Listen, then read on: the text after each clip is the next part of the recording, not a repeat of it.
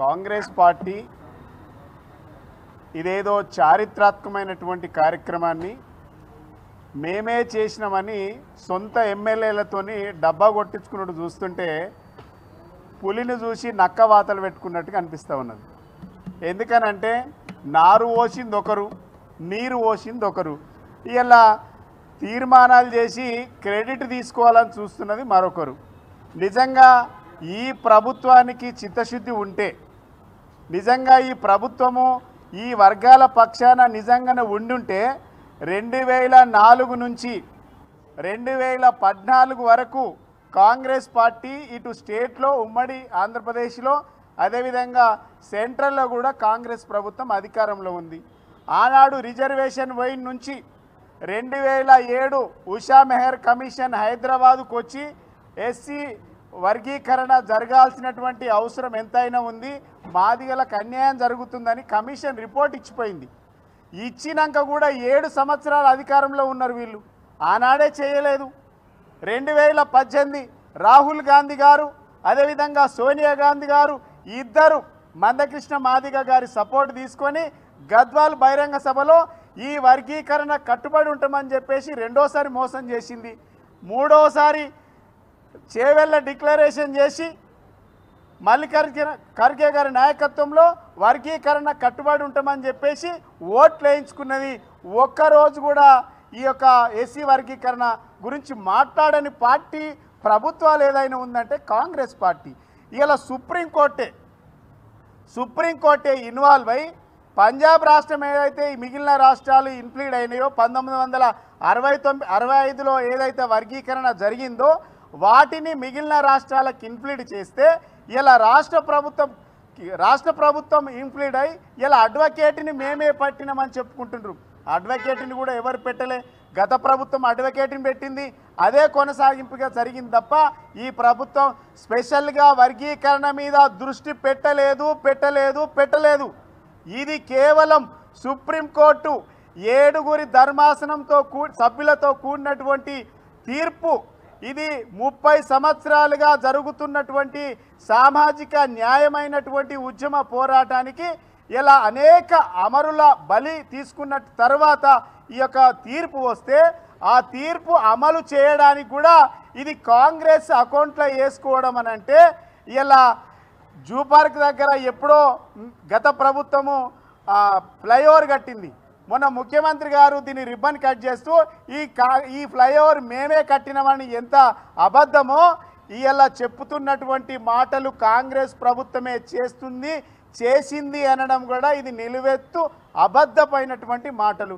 ఇంకా దాంట్లో కొంతమంది శాసనసభ్యులు మాట్లాడుతూ ఉన్నారు. కొంతమందికి ఏడవైనా వాళ్ళ డబ్బా కొట్టడం అలవాటుగా మారింది.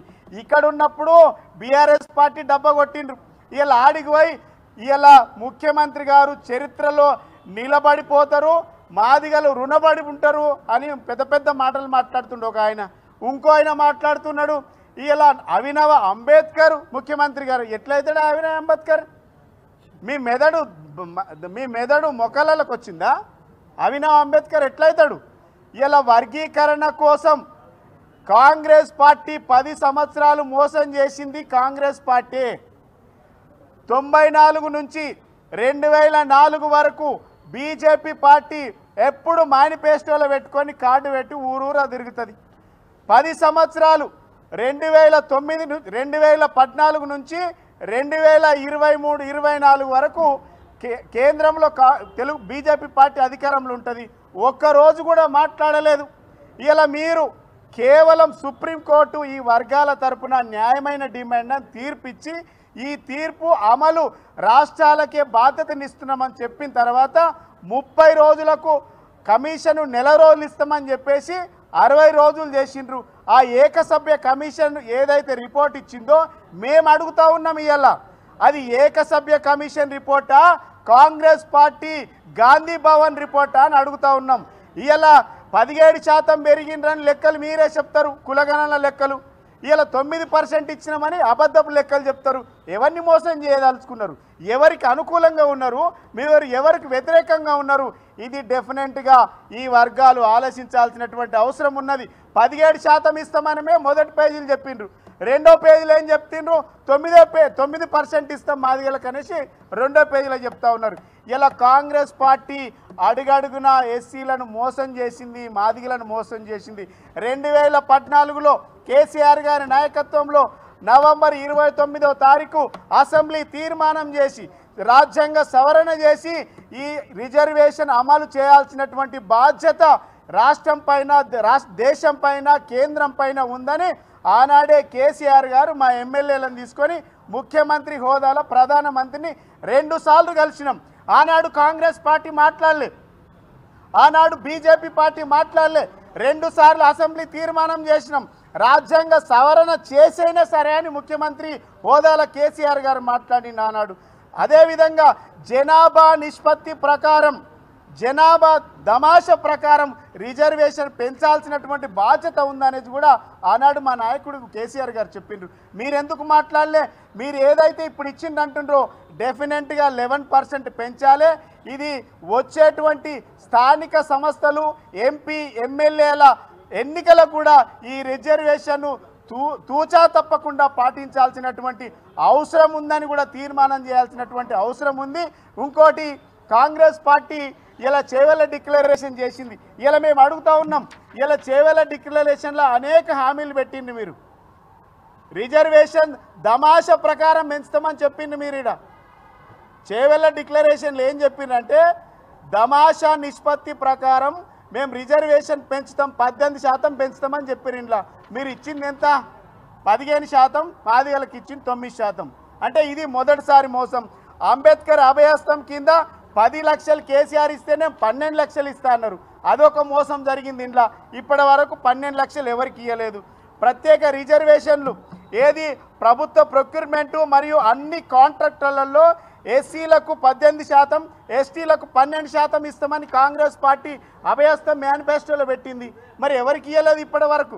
గత ప్రభుత్వం ఈ కాంట్రాక్టు టెండర్లలో 18%, అదే 18% ఈఎండి లేకుండా ఇచ్చినటువంటి, ఈఎండి లేకుండా 21% ఇచ్చినటువంటి చరిత్ర బీఆర్ఎస్ పార్టీది. ఇలా హెల్త్ డిపార్ట్మెంట్లో కూడా 16% కల్పించినటువంటి చరిత్ర మాకున్నది. ఇలా మీరు గిన్నె అబద్ధాలు చెప్పారు. ఇందిరమ్మ ఇల్లు ఇస్తామని చెప్పిండ్రు.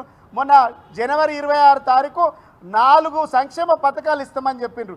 ఈ కాంగ్రెస్ పార్టీని సూటిగా ప్రశ్నిస్తూ ఉన్నా, 4 సంక్షేమ పథకాలు మీరు ఇస్తే దాంట్లో ఎస్సీల పర్సెంటేజ్ ఎంత ఇచ్చిండ్రో చెప్పాలి.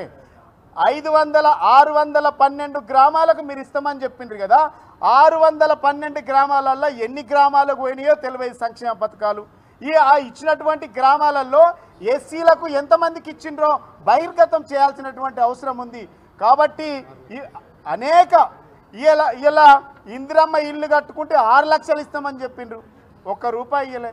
ఇలా గిన్ని మోసాలు చేసినటువంటి పార్టీ, గింత మోసాలు చేసినటువంటి పార్టీ ఆనాడు మీరు రిజర్వేషన్ చేయకపోగా వ్యతిరేకంగా మాట్లాడడం వల్ల ఎంఆర్పిఎస్కు సంబంధించినటువంటి ఉద్యమ నాయకులు గాంధీ భవన్ దగ్గర తగలబడిపోతుంటే పరామర్శించినటువంటి వాళ్ళను ఇలా అక్కడ ఉన్నటువంటి రాజకీయ బ్రోకర్స్, పొలిటికల్ బ్రోకర్స్ కొంతమంది ఇలా అసెంబ్లీలో పట్టుకొని అభినవ అంబేద్కర్ అని చాలా సిగ్గుచేటు.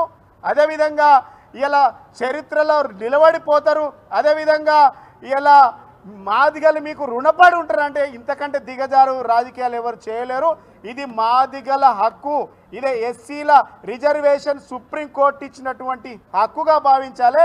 ఇది మొదటి నుంచి ఉద్యమ పార్టీగా మేము ఎంఆర్పిఎస్ ఉద్యమానికి మొదటగా నుంచి మేము మద్దతుగా ఉన్నాం. అవునన్నా కాదన్నా ఈ ఎంఆర్పిఎస్ ఉద్యమానికి మందకృష్ణ గారి నాయకత్వం వహించారు కాబట్టి క్రెడిట్ ఆయనకు పోవాలి. ఇలా రాజకీయ లబ్ధి కోసం కేవలం స్థానిక సంస్థ ఎన్నికల్లో లబ్ధి పొందడానికి ఆగమాగం మీద బీసీ డిక్లరేషన్ చేసి మీరు బీసీ జనగణన తప్పులు లెక్కలు చెప్తారు. 16 లక్షల మంది పాల్గొనలేదని మీ సొంత పార్టీ ఎమ్మెల్సీనే పెట్రోల్ పోసి తలగబెడతాడు. అర్థమైందా? పెట్రోల్ పోసి తలగబెడతాడు. ఇలా 16 లక్షల మంది పాల్గొనలేదు. ఇలా హైదరాబాద్లో 30% మంది పాల్గొనలేదు. చాలామంది పాల్గొనలేదు. కేవలం కేసీఆర్ గారిని టార్గెట్ చేయడానికి మాత్రమే కేసీఆర్ గారి కుటుంబాన్ని టార్గెట్ చేయడానికి మాత్రమే అసెంబ్లీ పనికొస్తుంది, ముఖ్యమంత్రి గారి మీటింగులు పనికొస్తున్నాయి తప్ప ఇది ప్రజా ప్రయోజనాల కోసం మీటింగులు పనికొస్తలేవు. ఇలా అధికార పార్టీలో ఉండగా ప్రిపేర్ అయ్యారు, మీరు ప్రతిపక్ష పార్టీలో ఉండి కూడా మీరు ప్రిపేర్ అయ్యారు. మీరు ప్రిపేర్ కావడానికి ఎన్ని సంవత్సరాలు పడుతుందో ఇలా మీరే ఆలోచించుకోవాల్సినటువంటి అవసరం ఉంది. డెఫినెట్గా మాదిగ సామాజిక వర్గానికి దక్కాల్సినటువంటి న్యాయమైన డిమాండ్ తప్పకుండా కాంగ్రెస్ పార్టీకి చిత్తశుద్ధి ఉంటే చేసి తీరాలే. ఏదైతే రిజర్వేషన్ ఉంటుందో ఈ రిజర్వేషన్ దమాష ప్రకారం జరగాలి. ఈ జరిగినటువంటి రిజర్వేషన్ వర్గీకరణ కూడా చట్టసభలలో కూడా అమలయ్యే విధంగా ఈ కాంగ్రెస్ ప్రభుత్వం తీర్మానం చేసి దాన్ని అమెండ్మెంట్ చేయాలనేసి కూడా ఈ కాంగ్రెస్ పార్టీ ప్రభుత్వాన్ని మేము కోరుతా ఉన్నాం.